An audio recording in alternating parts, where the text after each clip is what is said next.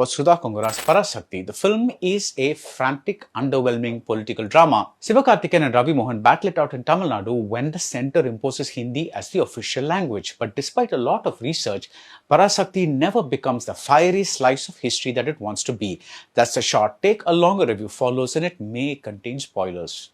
What is language? Sudha Kongara's new film, Parasakti, answers this question right at the beginning. It has these words, Inathoda Uyir Kaathu. In other words, language is the air that we breathe.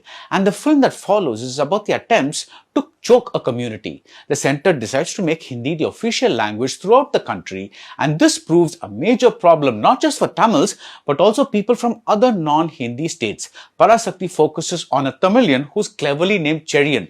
The Che part of the name suggests a revolutionary, and the Ra in the middle is a letter that is not in the Hindi alphabet. Sivakarthikeyan plays Cheriyan with all the earnestness and anger at his disposal, and he is slowly joined by people from other non-Hindi states. But in trying to paint a broad picture of a Tamilian protest that is one of the Dravidian movement's signature events, the film tries to do too much and ends up meaning very little. Parasakti opens with peak drama when Cheriyan is trying to stop a train, and this big stretch establishes the problem that will persist throughout. The pace is frantic, the editing is hectic, and there is no breathing space.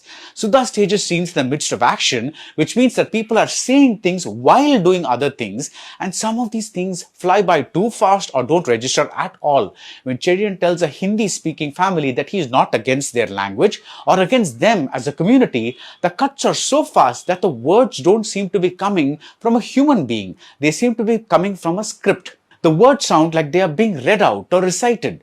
They don't sound like they are coming from the heart.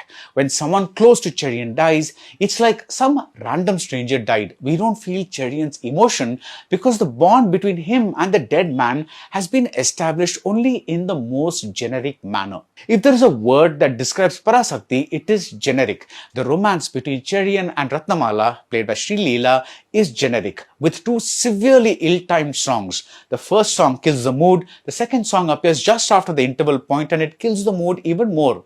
And what is this mood that we want? We want sustained, seething anger.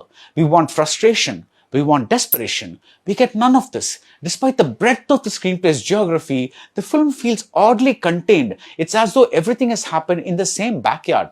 Ravi K. Chandran does a valiant job of lighting up the screen, and the film does look gorgeously old-fashioned, but the film doesn't feel old-fashioned or like a period piece. It feels very contemporary, and the attempt to mainstreamize things by having star cameos from other states looks like a mistake. This kind of casting stunt may work in an all-out commercial venture like Jailer, but here it's terribly distracting. I never thought I'd see the day when Sudha would resort to the kind of sentimental manipulation where we are asked to weep for a young woman, a young mother with an infant. But that's exactly what happens here.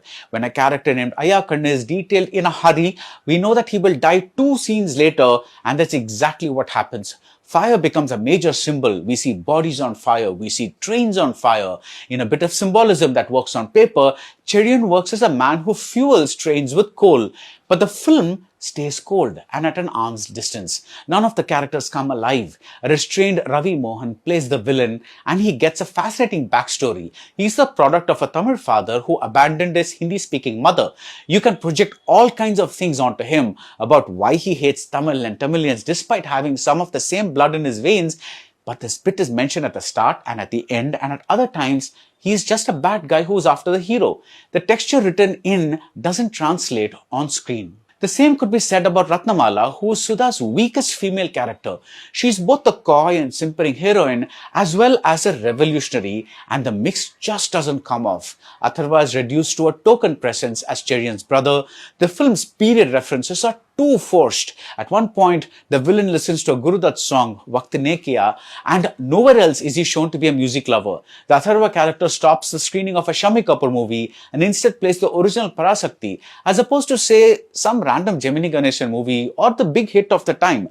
When Cheriyan plays a song on the gramophone, it is Aval Sendamil Tenmoriyal. In this effort to make everything mean something, the film loses the sense of everydayness and casualness that filled every pore of Iruthi Sutru, which remains Sudha's best film. It feels like you're constantly being preached at. It feels like you are in a history classroom and not in a movie. And what a history lesson this could have been. Imagine a time, the 1960s, when someone from Madurai or Trichy or Tirunelveli or Chidambaram walked into a post office and found that the money order form wasn't entirely in Hindi.